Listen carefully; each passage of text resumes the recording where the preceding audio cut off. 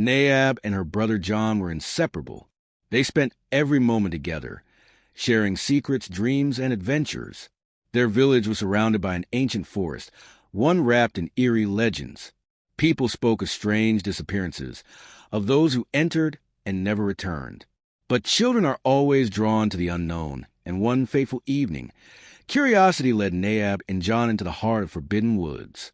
At first, everything seemed normal. Birds chirped, the breeze rustled the leaves, and golden rays of sunlight danced through the branches. But as they ventured deeper, the forest changed. The trees grew denser, their twisted limbs reaching out like skeletal fingers. The air turned thick, heavy with an unnatural silence. Even the birds had stopped singing. "Maybe we should go back," Nayab said, her voice trembling slightly. "Don't be scared. It's just a forest," John replied with a reassuring smile. Then, without warning, a blood-curdling scream echoed through the trees. Nayab spun around. John was gone. "John, stop joking." "This isn't funny," she shouted, panic rising in her chest. But the only response was the unsettling whisper of the wind. A creeping sensation crawled down her spine. She felt eyes watching her from the shadows, unseen but undeniably present. The trees seemed to move, their gnarled roots shifting like slithering snakes. And then she heard it, a faint whisper, barely audible, yet impossible to ignore. "Keep walking. Don't stop. Don't look back." Nayab's heart pounded.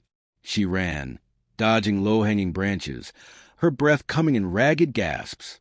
But no matter how far she went, the forest seemed endless, an inescapable maze. Then a familiar voice called out, John's voice. "Nayab, help me." The voice was weak, distant, coming from behind an ancient, decaying tree.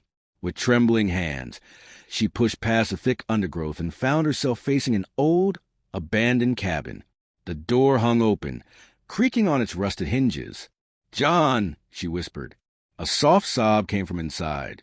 She stepped forward hesitantly, peering into the darkness. The moment she crossed the threshold, the door slammed shut behind her. The air inside was thick with the scent of damp wood, and something else, something rotten. Then she saw him. John stood in the corner, but something was terribly wrong. His face was pale, his eyes hollow, his skin smeared with dark stains. His head tilted unnaturally, and his lips moved, though his voice seemed to come from all around her. "You left me, Nayab." "No. I was looking for you," she cried, tears spilling down her cheeks. "But it's too late now." Suddenly, the walls trembled and eerie whispers filled the cabin. Shadows slithered across the floor, stretching toward her, their elongated fingers reaching for her. She turned to flee, but the door was gone. Nothing but a wall of decayed wood remained. A cold hand gripped her shoulder, and a voice, neither human nor beast, breathed against her ear. "Now you stay too." Darkness swallowed her whole. The next morning, villagers passing near the forest found a lone shoe and a trail of footprints leading into the trees. Near an old, forgotten cabin, they discovered blood-stained earth, but no sign of Nayab or John. Some say that if you stand near the forest at night, you can hear soft whispers and distant cries calling for help. But those who follow the voices never return.